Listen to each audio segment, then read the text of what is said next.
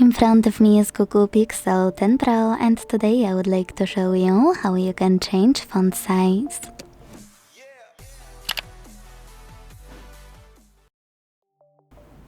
Begin by opening Devices Settings and scrolling a tiny bit to click on Display and Touch.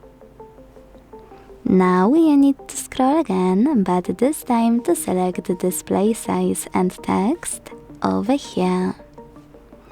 Now, thanks to this slider under font size, you can adjust it and check out preview at the top.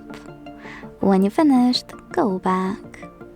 As you can see, after that, size of my font has changed.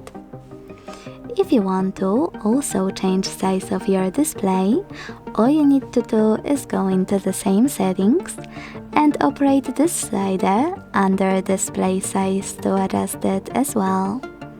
When you're ready, go back.